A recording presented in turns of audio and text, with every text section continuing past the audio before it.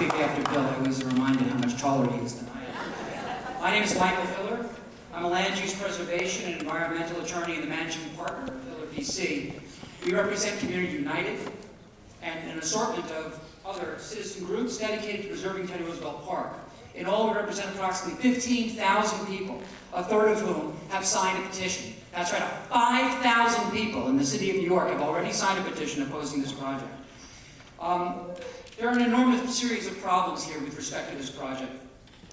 The primary one, of course, is the loss of precious green space in Teddy Roosevelt Park. But the more important one is, as I'll get to in a few moments, a project such as this will violate New York City law and New York State law. And I promise you, if the museum does not abide by New York City and New York State law, I promise you, we will come after this institution in the courts to make sure before addressing the law, I would like to first address the environmental issues. Now, Sean Corsandi and Susan Nile and a number of other speakers have addressed a number of the environmental issues. I can't go through all of them in the limited time that I have, although I can tell you now, I'm going to finish my remarks, whether the 3 minutes is full or not. You guys will have to arrest me. So, here's where we go.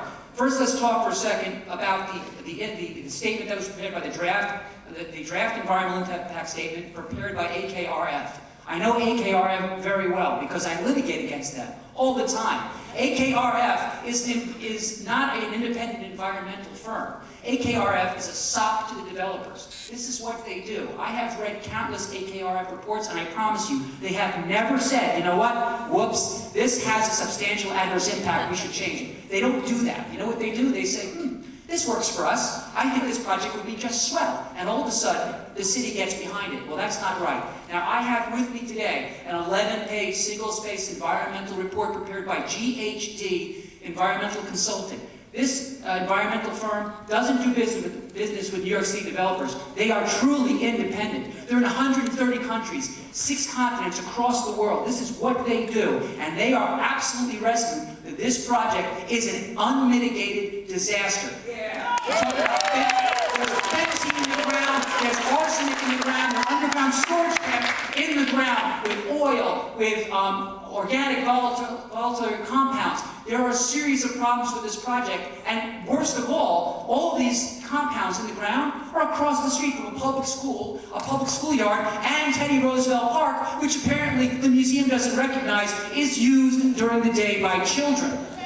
In addition to the issues of environmental protection, which I wish I could go through, but I don't have the time, I just want to talk briefly about the law.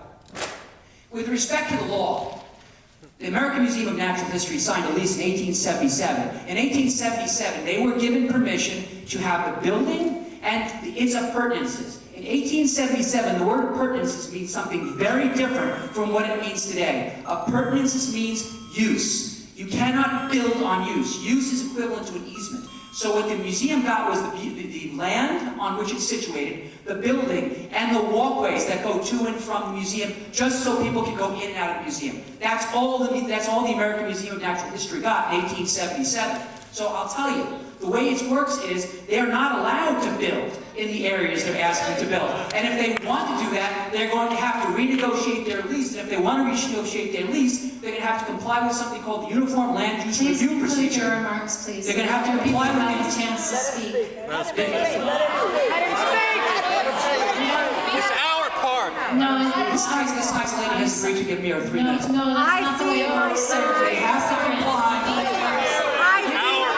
Comments, and you can provide. So let me just say, Bill Rodbush said a few moments ago that he thought it was childish that the museum turned off the air conditioning in this room.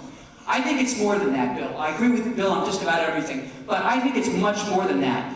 Cutting me off, not letting people cede their time to me, turning the heat, the air conditioning off, turning this place into a sauna. You know what this is about? This is about you not wanting to hear from the people here. This is about you wanting people to leave. And I can tell you right now, with all due respect, I don't think you do. Let me just finish up. Let me just finish up for just 1 second. So let me just say, turning off the air conditioning, turning this place into a sauna, cutting people off, making this process difficult, I can promise you this. You and I don't know each other, but I have a feeling we're going to get to know each other, because I'm telling you now, I'm with Community United and the 15,000 people we represent. I love the museum. My kids have come to this museum. I came here as a kid. I have nothing against the museum, but I do have a problem with this project, and I promise this community, I will stand with you. We will fight, and we will beat it.